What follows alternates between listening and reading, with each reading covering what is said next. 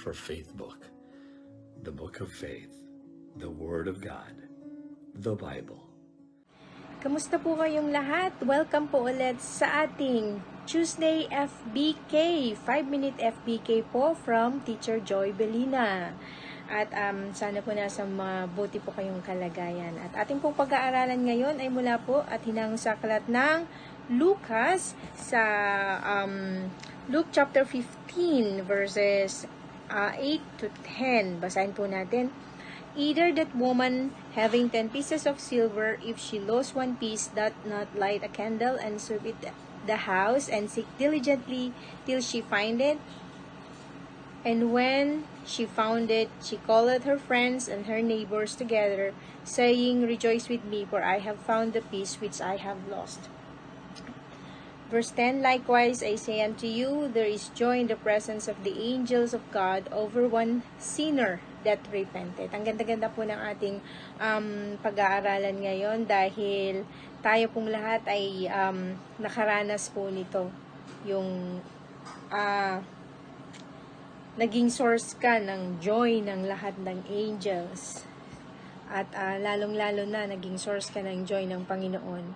The moment na ni-receive mo siya sa puso mo bilang Panginoon at tagapagligtas. Well, ang kwento po kasi nito, kung babasahin niyo po mula sa verses 1 hanggang sa 6, ang kwento po nito ay magkakasunod na meron pong 3 different parables po diyan bago po yung pag-aralan po natin yung parables of the lost coin. Meron po dito yung parables of the lost sheep, lost coin, and a lost son. So, ano po ba yung, gaano po ba ka-importante dito sa babaeng to, yung isang piece ng, ng coin, di po ba, sa ating mga nanay, pagka, sa realidad po niyan, pagka kunwari may nalaglag po tayong kahit magkano yan, piso, 5 piso, ang tendency kasi na lagi, parang nung mga, mga bata kami, pag may nalaglag, si mama, hanapin niya sa ilalim yung, wawalisin niya yung ilalim ng kama, yung sa upuan, sa ilalim, hanggang mahanap niya po yung hinahanap niya. Kasi para sa kanya, napaka-importante po ng piece na yon. Kasi, hindi mabubuo, lagi nilang sinasabi, hindi mabubuo ang 100 pag wala yung isang piece ng silver na yon. So, sa atin din, sa ating mga personal experience, di ba, lalong-lalo na po sa mga, may pinagdadaanan financially, di ba, parang sa amin lang ni Pastor Rodel, talagang yung piso sa amin is, kung maaari, wag mawalan, kasi napaka-importante nun. Kasi alam mo kung ano yung feeling ng walang-wala ka. Tapos, ayun, kasi, pag-iingatan mo yung, yung piece na yun ng silver or ng kung ano man yung treasure mo din. Kasi nga, it's very important. Pero ano po yung pinapakita po sa atin ng, yung pinag-aaralan po natin from Luke 15:8 to 10. So, ang pinapakita po dito is yung buhay po natin ay importante sa Panginoon. Alam niyo po ba na kapag ka po ang isang kaluluwa, sabi nga ang isang kaluluwa na tatanggap sa Panginoon at magsusurrender sa Kanya ng buhay, ay libu-libong anghel na yung lahat ng anghel sa langit ay nakikisaya sa isang soul na yan na nagbalik sa Panginoon. Alam niyo kung bakit po kasi, importante yon kasi ang mga angels po aware na importante yung salvation para sa atin. So ano po yung pinapakita po dito ng pinag-aaralan po natin? Mahal ka ng Panginoon, mahal ako ng Panginoon, mahal tayong lahat ng Panginoon. At dahil sa pagmamahal na yan, ay ibinigay niya ang kanyang butong na anak. Kasi alam niya na yung salvation na yun is very, very important.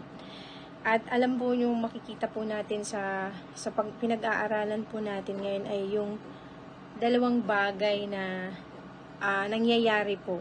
Unang-una yung jubilation ng mga anghel over one sinner na nagrepent na kanyang kasalanan at yung salvation nung sinner na yon na lumapit sa Panginoon, di po ba?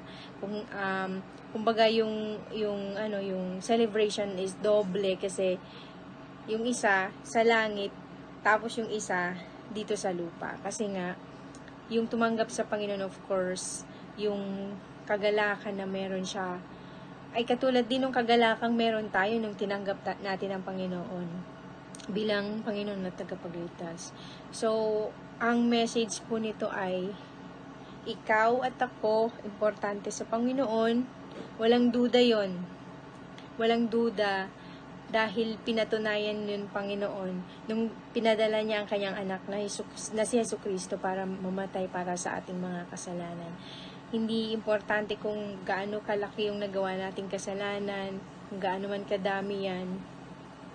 Ang importante sa Panginoon yung puso na nagpapakumbaba at umaamin ng ating mga pagkukulang.